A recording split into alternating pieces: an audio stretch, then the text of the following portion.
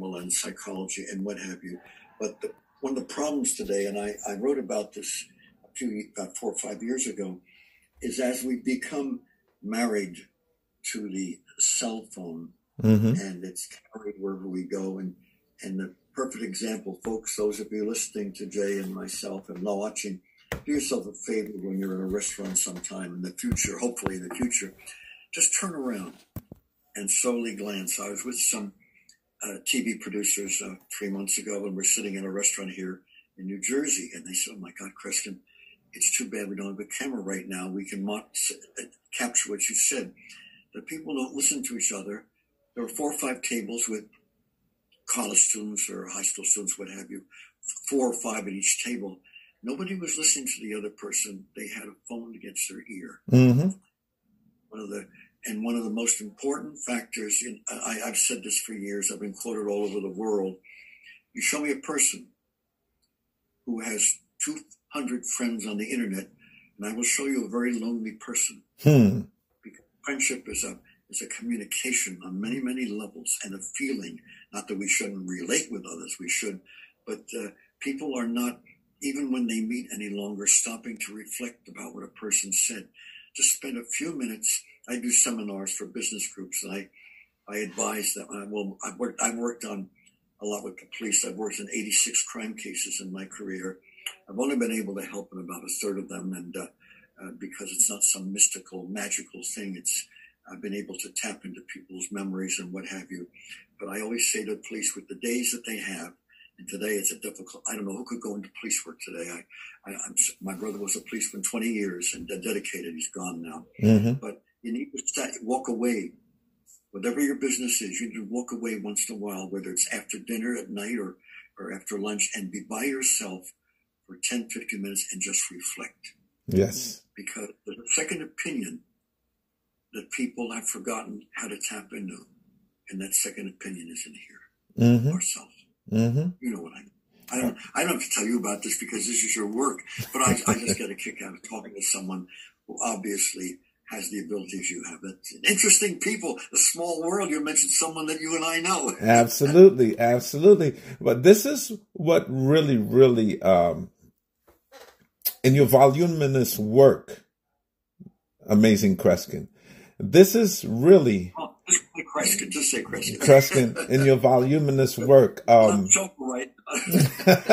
So the like you said, being able to tap into that second voice here.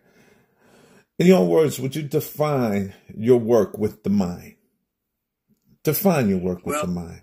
It's interesting you mentioned that, because I've read about 1,000 biographies in my life, and I find people who have had achieved success interesting, because they've done it obviously through different avenues, through different tours, but they often started with failures, because we learn far more from failures than successes. You show me a person who's had a number of failures and now is successful, what they do, I'd hire them.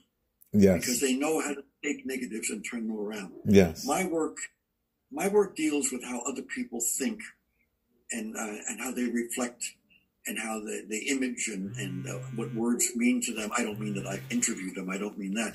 But it really deals with the mind and the thinking of people's thoughts and ideas. We talked about hypnotic suggestion before, and we've overlooked in recent years the intense power of suggestion. It's an awesome in our culture, and it's now, unfortunately, what's happening, and this I foresaw, and it worried me 10, 15 years ago, but now that we have multiple communications, instantaneous communications, and people are not listening to any one thing, people are now getting so many ideas that are here, there, and everywhere, and without checking them, are becoming confused. And as a result of this, the credibility of suggestion is diminishing, because in many cases there are people who've just made their survival starting rumors that have no basis in reality. You know what I'm talking about? Absolutely. It's a very critical thing in our society. Yes, sir. Because it causes people to lose confidence in what they hear. Not that we shouldn't reflect upon what we hear. We should weigh what we hear. Yes. But there are people who dramatically can communicate an idea. The perfect example, it's one of the classic examples, is when the man did a movie years ago, some consider one of the greatest movies, Orson Welles' War of the Worlds. Yes, sir. Orson Welles did War of the Worlds in the late 1930s. And it was before the Second World War.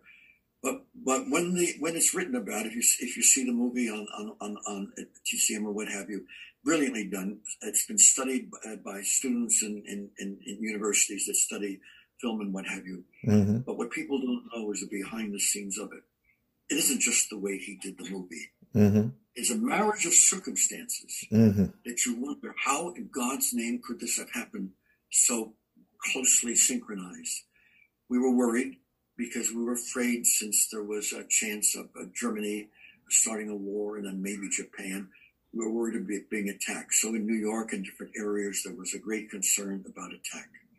Now, Orson Welles decides to go on the air and doing a show based on a story called The War of the Worlds, which became outlawed for many years after that for reasons I'll explain to you why. Mm-hmm. Very fine story, fabulous story. But something else happened. His radio show Sunday night was not popular. One of the greatest movie men in history, not popular. Mm-hmm. People weren't listening to him. They were listening to a show, which I can remember as a kid listening to, called Charlie McCarthy, Edgar Bergen, Charlie McCarthy. Edgar Bergen was a ventriloquist who had Charlie McCarthy, one of the figures in Mortimer Star, great characters. Mm-hmm. That night, Edgar Bergen, who worked out of Hollywood, had a famous actress on his show. He often had people that were in movies. She was an opera singer. And of course, she was going to sing on the show. And this is a story that's never told in the phenomena of what happened with the War of the Worlds that panicked the nation. Mm-hmm. He came on to sing. Well, not everybody was into opera. Mm-hmm. So what did they do, Jay? They turned the dial, and they turned it and wanted to hear something else. But they suddenly heard this news broadcast where a man on the air was saying, this has happened in New Jersey, and we're getting the police there and so forth, because Orson Welles, in a stroke of genius, decided when he did the book to do it as if it was a news broadcast. Yes. So when the public turned to that station, they didn't hear the beginning of the show. Mm-hmm. They didn't hear Orson Welles. Yes. They heard the story. And it caused gigantic panic all over the place because people didn't wait to hear the end or when the commercial was the end. They got up, jumped up. To show you how real it was, Jay, my father, who was visiting my grandparents here in New Jersey, was at the house getting a haircut downstairs because it was Sunday and the man who was the barber was a friend of his. He said, come on Sunday, we'll get to talk about things. So my father tells me how he's sitting there, and to show how real this was, he's getting a haircut. And the barber says, George, I don't know what the hell's going on. Let me turn the chair around. He looked out the window. It was Sunday night. The place is dark. The whole street is, and there's cars going down the street with mattresses on them, with all kinds of cases because people are leaving their homes, wow, paying for their homes. They were doing all over the nation. So it showed that the timing of a program people were not that interested in hearing, and turning to a station where the person had credibility created literally a panic. Mm-hmm. That shows you how just the story. He was never allowed to do a news broadcast type story again. Now, I think about 8 or 9 years ago, it's now permitted in storyline. But it shows, Jay, how communications, even in that case, done without the intent of causing problems, created panic. Absolutely. It is very powerful, as you know. Absolutely. All those years ago. No, that's incredible. That's incredible. And I think that sort of underscores the work with the mind that can be done. That's right. And the people who understood this, unfortunately, in the past, were people who had a formula and how to dismantle countries and what have you. After all, after the failure, after the First World War and the whole world went into a depression, let me give you one example because it's one of the great sins of our lives. They don't teach history anymore in grade school or high school or college. They don't teach real history. You read history. I was a little kid then, and in Germany, they were in poverty. And they were, by the way, they were tearing down statues Mm-hmm. because they were referring to earlier parts of history. Yes. Comedians could joke about certain things because they were starting to censor it. It became a censorship situation where it opened the door to controlling a nation. Yes. It became socialistic, communistic, or Hitler, what have you. Mm-hmm. So the concern is that we have to realize how communications at times can be misused. Yes, sir. You know? Yes, sir. One thing, I warn this because I traveled the world. As of 2 years ago, I've now flown, the airline industry estimates a little over 3.5 million miles in my career. And one thing I warn people, we can never stop laughing at ourselves because humor is one of the greatest forces, even in disastrous situations. Yes, definitely. I didn't mean to talk to you. I enjoy talking. No, this is a wonderful thing. For the Mentality Show, this is definitely a level of jewels that you've amassed over a lifetime. Because you fascinate me. How did you become interested and embrace this field? Because it's very special and very much in need right now. What brought you to this? So here's, I'll give you the short version, and I had done a long version. Kreskin, my father was a surgeon. And in the 60s, there was an aversion to have dark hands inside of the bodies here in America, though he was a masterful surgeon. So my father repackaged himself and became the first African American psychiatrist to come out of Are you kidding? Your dad was the first? Yes, out of Thomas Jefferson University. So you know Jeff. You know Jeff. A good place for brain work, right? So I grew up in the house of a you could say a therapist, right? So in his free time, so in his free time, he would do certain things with me and play certain mind games with me. And as I was working in Plainfield, New Jersey, in nuclear pharmaceuticals years ago, there was the owner of the company was he was a very, very big man. And he went to our friend Dr. Feldman to lose weight. And he came back and he said, hey, you know, this guy got me off of lemon meringue pie, which is my heroin. And you need to go sit with him because I feel that the way that you speak can definitely incorporate some of the things that Dr. Feldman does. And I went and I stayed for years and years and years. You stayed and with working in Dr. Feldman. Yeah. So from there, it developed into neurolinguistic programming, coaching, with the entrepreneurship, with always wanting to, building people up, being able to aid and assist individuals with a proper positive narrative. And this is where we are today. Now I'm sitting with the Amazing Kreskin. My God. I have to tell you what I think is neat about what you just said to me. How this turning point to a situation with your dad, yes, medical surgeon, and then when it's like, you say psychiatry? Psychiatry. So anyway, and then you became early in my career, and I don't always tell this story. Early in my career, in my late teens, I was already performing. I started performing just before I was in sixth grade. But I was performing, and a man came backstage after the program, and he said, "Young man, I was already going to college. I was at Seton Hall, but I was performing everywhere." Mm-hmm. He says, I want you to work with me." And his name was Dr. Harold Hansen, a clinical psychologist here in New Jersey. He was from another part of the world and worked in the armed services, the Second World War, and a very fine size. He's gone now. Mm-hmm. And he says, I said, "Well, doctor, I don't have a degree yet. I'm going to be majoring in psychology, but I'm traveling all the time." He says, "No, I will give you an office, one of my offices. And each week when you're not traveling, I will turn a patient over to you. I want you to work with the patients to support what I do." Some of the stories that took place through the years are going to be part of a motion picture, because I can tell you one scene where I was in my room and I heard a strange sound. Mm-hmm. I opened the door and he rented this apartment, this floor. There's a couple of rooms in, and Harold was in his office, main office. And I wanted to say, I said, Harold, are you all right? And there was no answer. And you don't open a door, as you understand, when a psychiatrist or a psychologist is treating someone. But something made me open the door. When I opened the door, Jay, there I saw Harold at the other end of the room, behind a very thick wooden desk, which we would sit at and talk when I'd see him.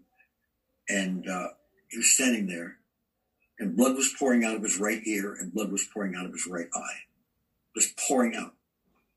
I rushed in, and I saw a patient sitting, well, really not sitting, but hunched by the desk. He had obviously gone psychotic. Mm-hmm. And it can be very violent when they're psychotic. Yes.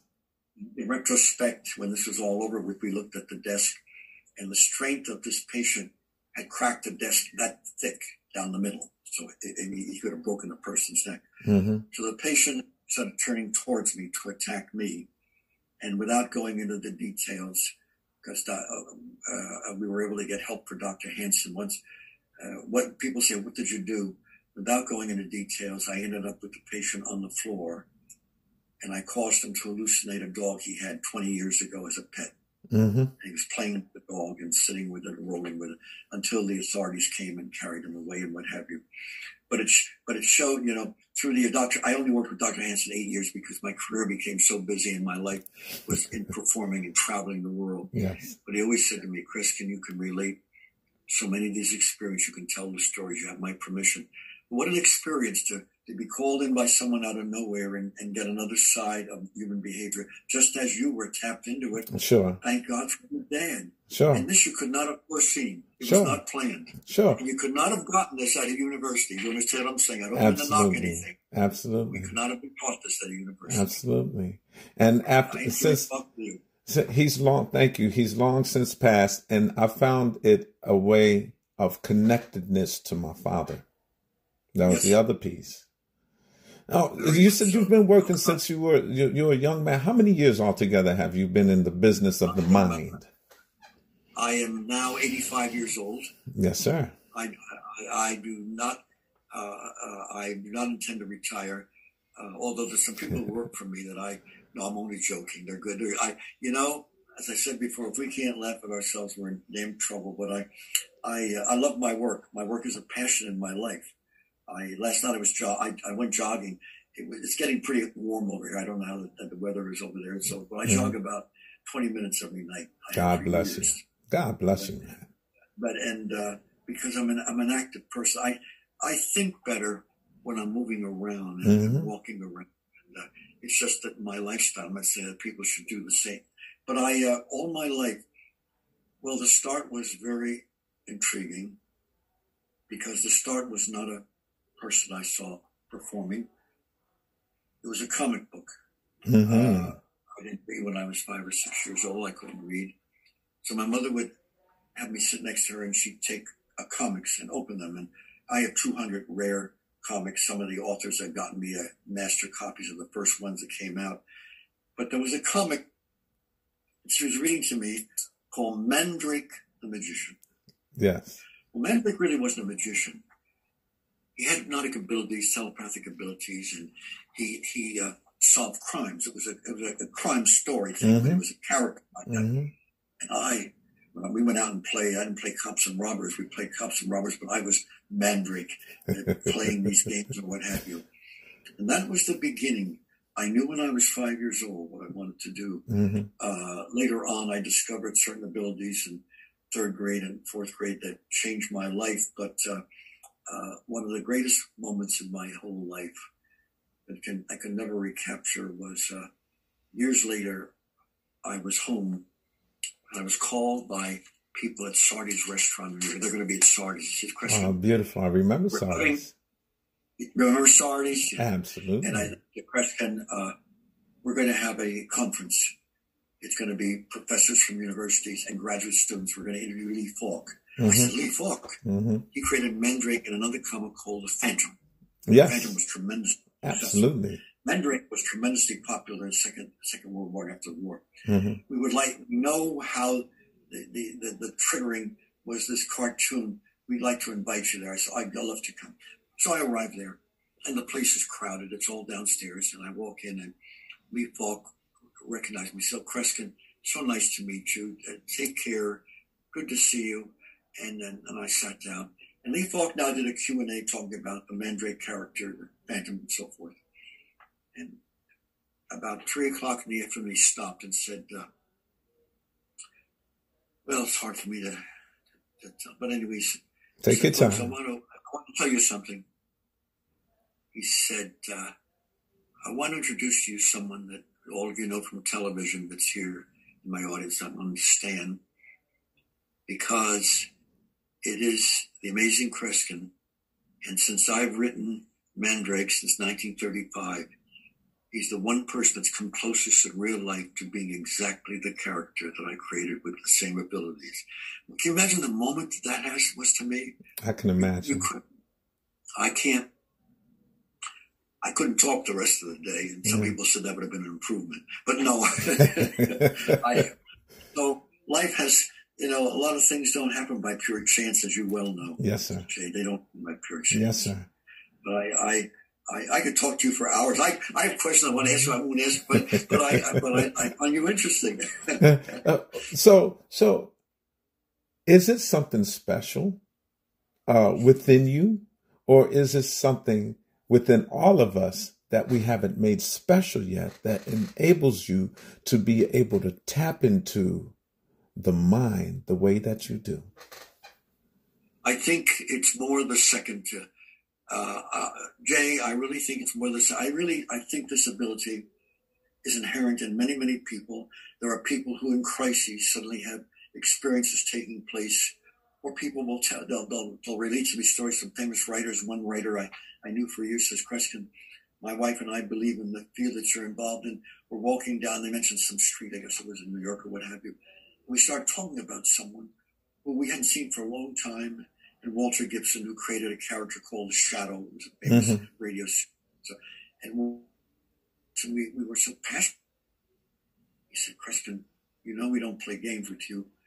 We walk around the corner, and there is the gentleman walking towards us. We didn't even know he was in the city. We didn't even know he was part of the country. Yes. Nobody can say, Jay, that's chance. Right. Nobody can say that's coincidence. And too many, you talk to people where turning points have taken place, or dramatic moments have taken place, and you realize that there is a capacity within us that we don't fully understand. Yes, sir. And we have to leave ourselves open to it. Yes. The person who says, the answers to everything and so forth is only deceiving themselves. We have to have an open mind. And I think, and your dad would agree even today, probably the most exciting adventure of all is the human mind. It still has, it has doors that have not yet been opened. Yes. They need to be opened, listened to, or put ajar. And I like to excite young people with this idea. I'm not talking about mysticism or some supernaturalism. I'm talking about the potential we have, and just look at the successes of people who were told they can't make it, it'll never work, and so forth. Yes. Well, the one thing I don't pay much attention to in my life is the word not, N-O-T. I don't hear it that well. That's right. It's a fail word. And we don't operate on fail words, right? No. And the other thing, I say this to all of you folks listening, and folks, do yourself a favor. Every day, just stop for 5 minutes to sit in a room by yourself and reflect upon things. Maybe not the first, the second, third, or fourth day, but after the fifth day, you'll start learning to think about things that you had forgotten or hadn't paid attention to. That you just need to become alert to. Absolutely. That's just a key in life, Thank you. I enjoy talking to you. My God, really, you are. This is like, you have a few more minutes. Again, sometime when the book comes out. Oh yeah. Oh, definitely. Definitely. Whatever you're selling, I gotta buy. When you get the book, you can use that also as a doorstop. It will be heavy enough. Oh no! It's going on the top of the shelf, like they say, top shelf. That's where it's going to be. What's your greatest personal accomplishment, Kreskin? Well, no, there isn't particularly one. but it's one that's been written about all over the world in different languages. In Japan, on a show that I did, they talked about it in Japanese, and in other countries, they dub it in. I discovered in third grade, the teacher said to the, it's raining outside, you're not going to go out and play. Jane Hamilton, go out in the hallway. So she went in the hallway, and we hid a beanbag somewhere in the classroom. I think we put in someone's desk. And she comes back in, and the teacher says, I'll teach you folks a game. Jane, walk around the room. The class will tell you if you're near the ball book, you're getting warm. If you're not there, you're cold, and so forth. See if you can find it. You found it in someone's desk. And I was very disappointed that I didn't get to play, and I wanted to play it with my brother, and he was 3 years younger. So I meet him at home. I said, let's go over to Grandma's house. Mom's shopping, Dad's at work. We're at my grandparents' house, 2-story house my grandfather built with his own hands. They rented the downstairs. They said, go upstairs and hide a penny. Go upstairs and hid a penny. And they called me. And upstairs, I was 9 years old. And my grandmother didn't know what was going on. I walked to the kitchen. It was an old-fashioned kitchen. Go into my uncle's bedroom. He was at work. Climbed on a wooden chair and found myself reaching behind a curtain rod, and I suddenly felt the penny. And then it dawned on me. I forgot to tell my brother to talk to me. I didn't even say anything to him. He just sat standing there. And things that got around the family, and they're doing experiments were being done. And within a few years, it's my signature all over the world. Whether I work at a state fair of 50,000 people, or whether I'm in a large theater or in a private affair, at a certain point in my performances, I turn my check over to a member of the audience whom I've never met. I'm escorted from the theater backstage in a dressing room, or if it's a coliseum, it's out. If I'm outdoors, they take me to a trailer with all the windows closed. I'm guarded, and my check is hidden anywhere in the confines of the performing area. When I return, I don't ask any questions. Nobody talks to me. But if I don't find my fee, I return the entire fee to the people who booked me. I failed 11 times. The most famous failure was in New Zealand.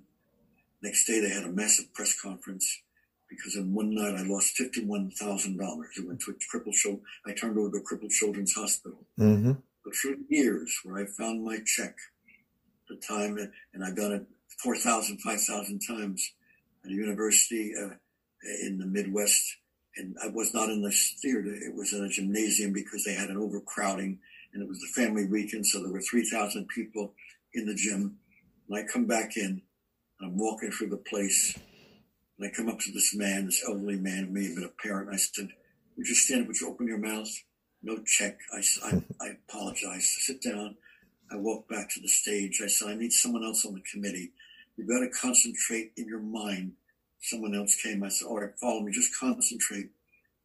I walk through the audience, tripping over people because they're sitting on the floor. It's a gymnasium. And I stopped. I thought, the same man I stood in front of before.